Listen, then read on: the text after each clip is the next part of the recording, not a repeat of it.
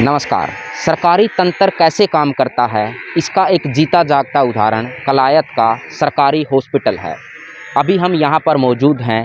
पहले भी हमने सरकारी अस्पताल के बारे में आपको इन्फॉर्मेशन दी थी और पहले हमने जो इन्फॉर्मेशन दी थी उसमें हमने बताया था कि जो पुरानी बिल्डिंग है एक साइड में और एक साइड में नई बिल्डिंग है, कि जो शिफ्टिंग का काम होना था वो नहीं हुआ। उसका उद्घाटन पहले हो जाता है, कागज़ों में बड़े बड़े दावे कर दिए जाते हैं, लेकिन वो ज़मीन पर कहीं नज़र नहीं आता।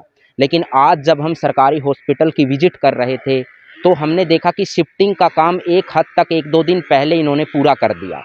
लेकिन अभी भी काफ़ी सारी सवाल हैं इस हॉस्पिटल पर खड़े हुए हैं। जो ये बिल्डिंग आप मेरे पीछे देख रहे होंगे कि कोई भी अगर अननोन व्यक्ति यहाँ पर एंटर करता है तो उसको समझ नहीं आएगा कि इसमें किस तरीके का काम किया जाता है, क्योंकि इसकी आप कहीं पे भी फ्रंट पे देख सकते हैं, कहीं पर भी कोई नाम नहीं लिखा हुआ कि ये हॉस्पिटल है, किस तरीके का हॉस्पिटल है। तो ये सारी चीज़ें इसमें दुरुस्त करने की ज़रूरत है। लेकिन सरकार कागज़ों पर तो आपको ये सारी चीज़ें दुरुस्त करती नज़र आएगी, लेकिन वस्तुगत तौर पर, व्यावहारिक तौर पर जब आप किसी हॉस्पिटल में जाएंगे या किसी सरकारी संस्थान में जाएंगे तो आपको काफ़ी चीज़ें यहाँ पर अधूरी पड़ी मिलेंगी। तो ये अब एक और मैं मतलब करंट का जो इशू है, एक पिछले दौरान आपने देखा था कि जब सेकंड वेव कोरोना की थी तब काफ़ी लोगों ने देश के अंदर ऑक्सीजन की कमी के कारण दम तोड़ दिया था।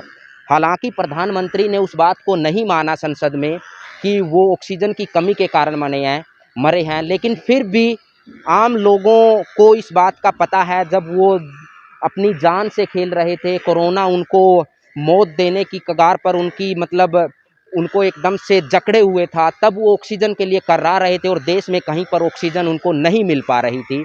तो ऐसे नेताएं दावे करेंगे, सिर्फ आपको दावे करते नजर आएंगे, लेकिन जो हकीकत है वो धरातल पर अगर आप उतर कर देखेंगे तो आपको बहुत ही कम वो मिलेगी।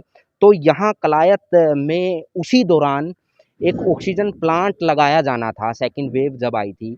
अभी थर्ड वेव के भी चांस हो रहे हैं, बार बार मतलब विशेषज्ञ जो सचेत कर रहे हैं कि थर्ड वेव आ सकती है।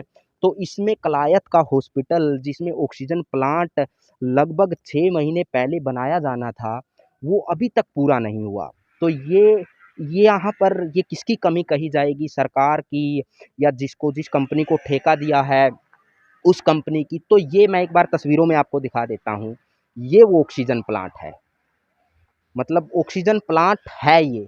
कागज़ों में हो सकता है ये बन गया हो या नहीं बन गया हो, इसकी सूचना हमारे पास नहीं है, लेकिन ये धरातल पर आप देख सकते हैं इस ऑक्सीजन प्लांट की सच्चाई ये है कि यहाँ पर 4-4, 5-5 फुट की दीवारें तो खड़ी कर दी गई हैं, नीचे से इसको थोड़ा प्लस्तर भी कर दिया गया है, लेकिन जो सुविधाएं लोगों को मिलनी चाहिए थी यहाँ पर, जो ऑक्सीजन प्लांट यहाँ पर लगना चाहिए था, अभी तक खड़ा हो जाना चाहिए था, वो यहाँ पर कहीं आपको नज़र नहीं आएगा।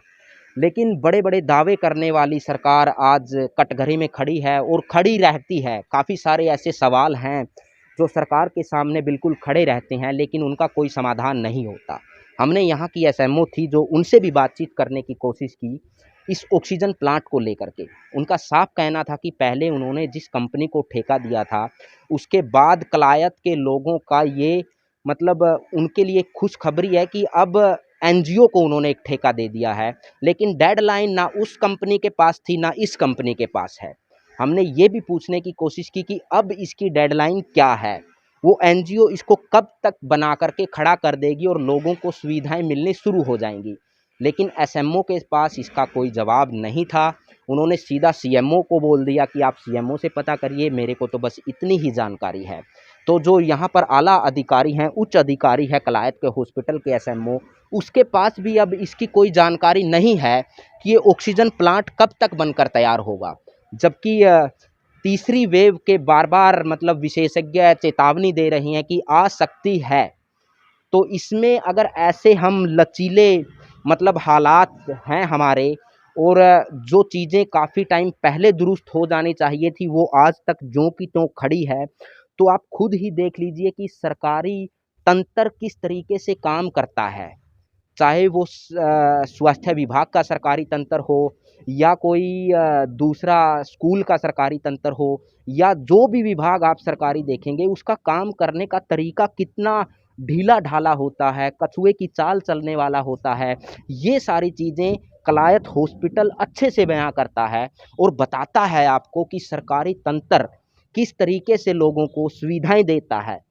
तो ये सुविधाएं मिल रही हैं यहाँ पर सरकारी अस्पताल में, हम खड़े होकर जो आपको तस्वीरों में दिखा रहे हैं। जबकि एक व्यक्ति से अभी हम बात कर रहे थे, उनका ये भी कहना था कि यहाँ पर डॉक्टर की भी बहुत कमी है।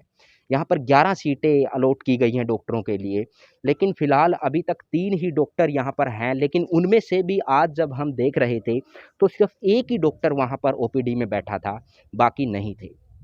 तो इस तरीके से सरकारी हॉस्पिटल में काम हो रहा है कलायत के में।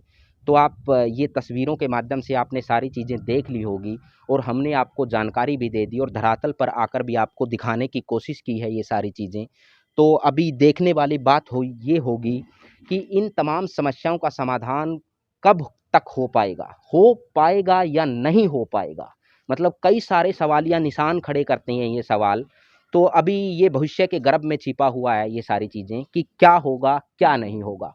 एक बार फिर मिलते हैं आपसे, तब तक के लिए धन्यवाद।